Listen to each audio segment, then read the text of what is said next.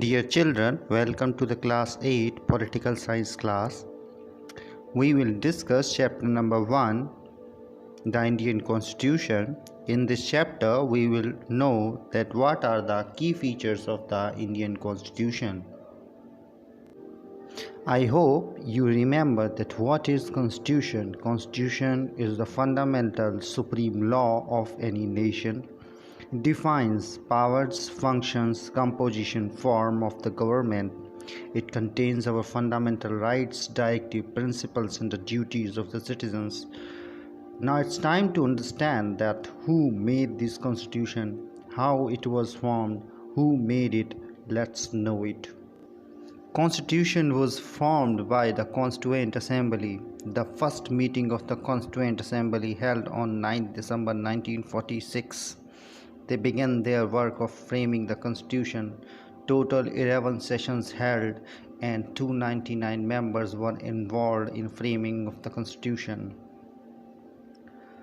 Dr. Rajendra Prasad was elected as the President of the Constituent Assembly and Dr. Bhimrao Ambedkar was the chairman of the drafting committee.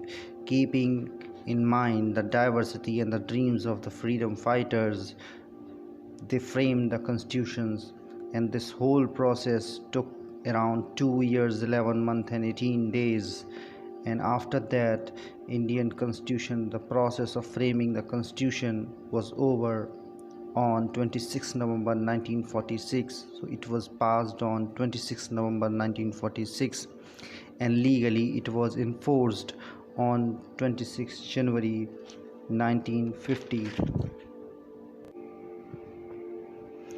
Constitution of India is the largest constitution in the world with 395 articles, 22 parts and 12 schedules. Constitution of India declares India as a sovereign, secular, socialist, democratic republic.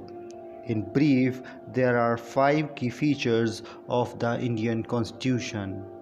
Federalism, number 1. Number 2, parliamentary form of the government.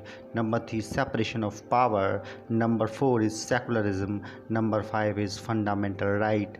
Now let's move ahead and find out what is inside these key features. So the first key feature is the federalism. India is a federal country. It means that one government does not rule the whole country. There is existence of more than one country. So federalism means existence of more than one level of government. Like in India, there are 3 levels of the government, as you can see from the diagram: central government, state government and panchayat system. Central government at the central level, state government at the state level and local government at the panchayat level. These all 3 levels of the government draw their authority from the Constitution. Constitution defines their powers. Constitution tells their sources of income and it specifies the work of each level. This is federalism, means more than one level of government.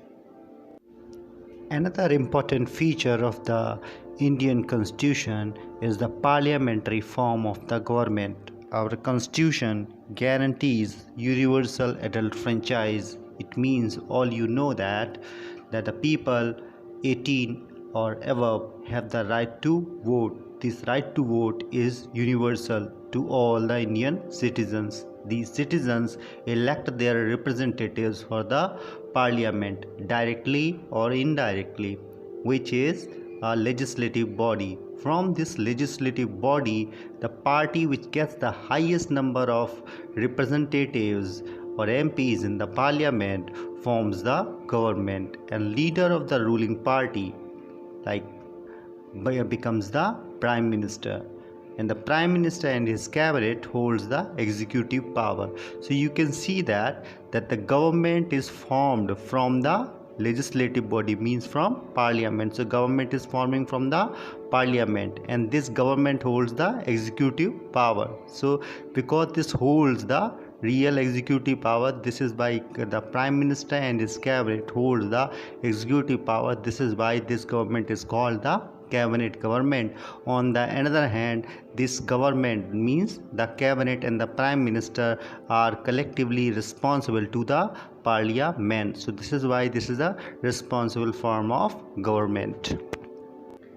Next important feature is the separation of power. As you know that there are three organs of the state or government: the legislature, executive, and the judiciary.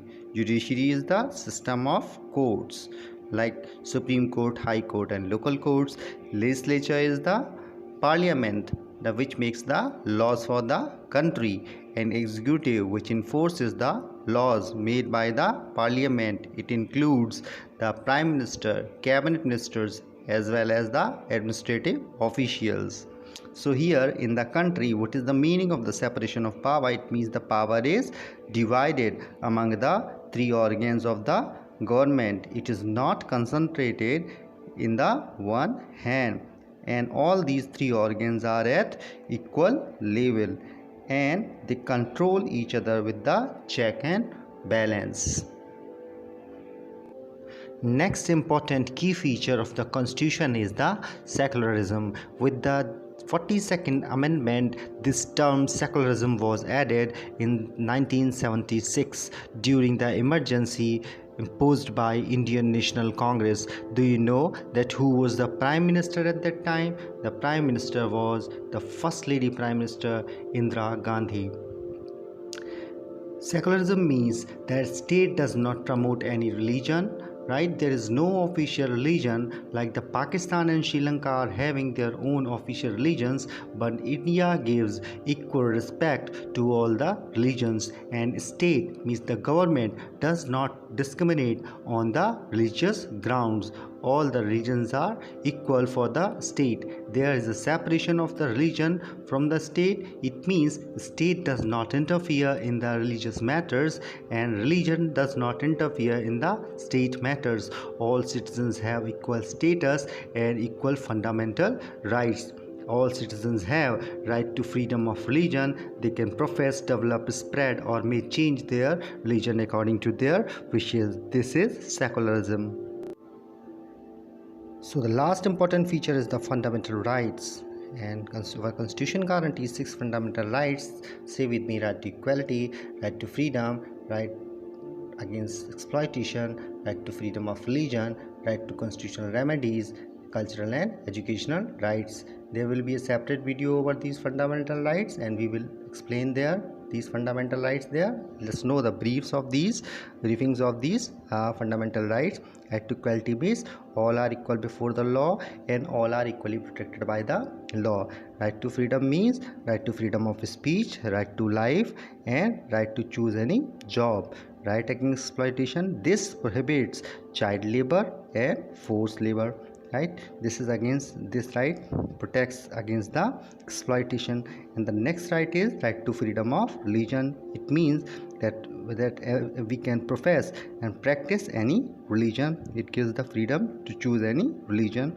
Next fundamental right is cultural and educational right. Basically, it is for the minorities, to protect the culture, religion, or languages of the minorities. Constitution given this right to cultural and educational rights. Under this, they can establish their institutions to promote their culture. So this is how we have reached at the end of the lesson.